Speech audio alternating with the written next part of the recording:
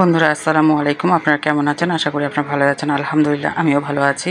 আজকে একটা আস্ত হাঁস নিয়েছি, আর হাঁসের মাংস কিভাবে রান্না করে অল্প সময়ের মধ্যে আপনাকে সেটাই দেখাবো। বন্ধুরা, ভিডিওটা ভালো লাগলে অবশ্যই আপনারা সাবস্ক্রাইব আর ফলো করবেন, আর আমার পাশে থাকবেন, আমি যেন আপনাদেরকে নতুন নতুন ভিডিও দেখাতে পারি।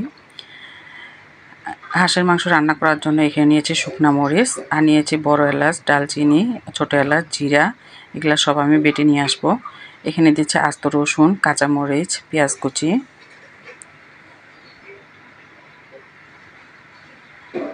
আর এখন দিব আমি সাধারণত রসুন বাটা, দিব আদা বাটা,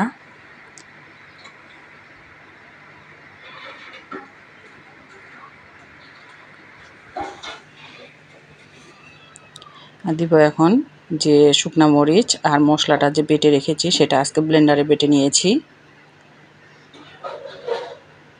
আর দিব সামান্য হলুদের গুঁড়া, যতটুকু লাগবে ততটুকু দিবেন, আর স্বাদ মতো লবণ।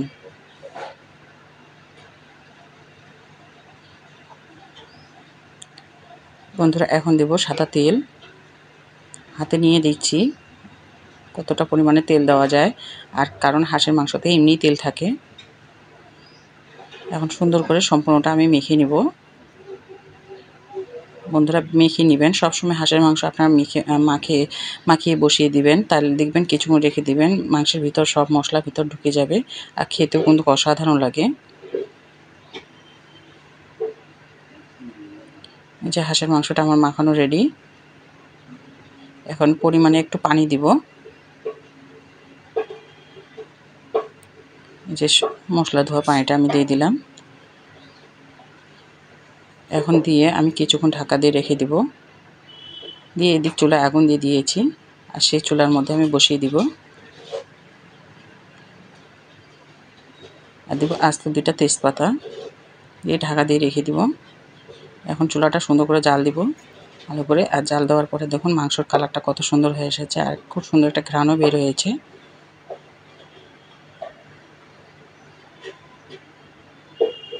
আবার কিছুক্ষণের জন্য ঢাকা দিয়ে রেখে দেব মাংসটা পুরোপুরি সিদ্ধ হওয়ার জন্য।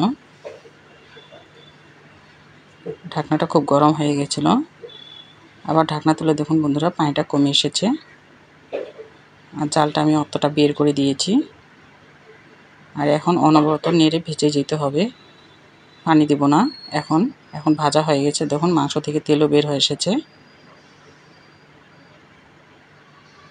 সব কিছু সিদ্ধ হয়েছে, রসুনটাও সিদ্ধ হয়ে গেছে, আর মাংস কালারটাও সুন্দর হয়ে এসেছে।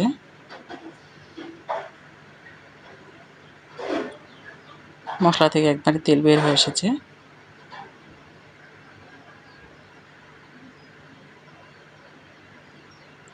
এখন আমি পানি দিই, অল্প সামান্য একটু পানি দিব, সামান্য একটু পানি দিয়েছি।